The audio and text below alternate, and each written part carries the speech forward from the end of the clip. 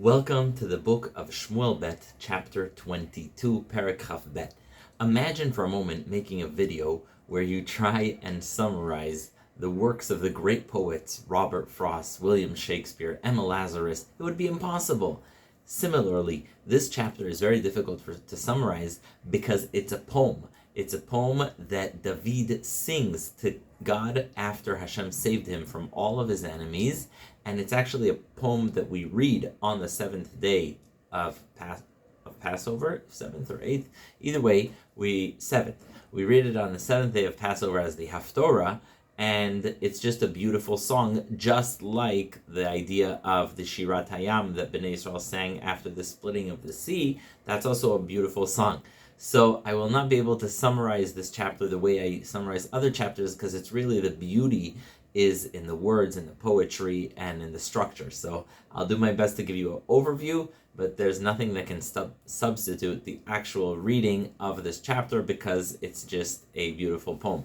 So it starts off that David sings this song to Hashem when Hashem saved him from all of his enemies and from Shaul. The rabbis say that implies that the threat of Shaul was compared to the threat of all of David's enemies, and he starts off speaking of how Hashem is his rock, how Hashem helps him, and he's always there for him. He speaks about the crises he faced, whether it's coming close to death, being besieged by enemies, and always Hashem is there to deliver, and always Hashem is there to help. He speaks about the greatness of God, this control of nature, of everything. And again, it's a theme of Hashem taking him out of crisis, difficulty, even the coming close to death.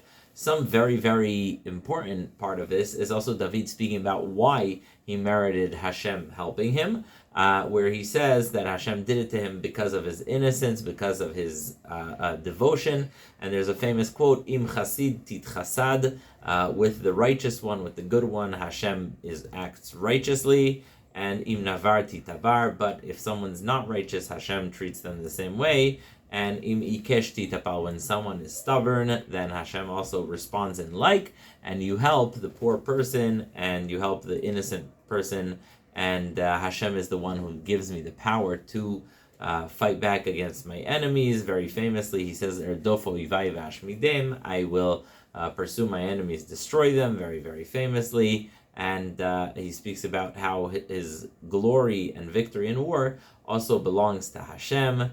Most famously, it ends with the words that we say in Birkat HaMazon, Migdol Yeshuot Malko, V'oseh Chesed Limshicho, LeDavid uLezaro Ad Olam, which some people on Yom Tov read Migdol, and during the week read Magdil, because there's a Kriyan Achtiv in the Pasuk, the way it's written and the way it's pronounced.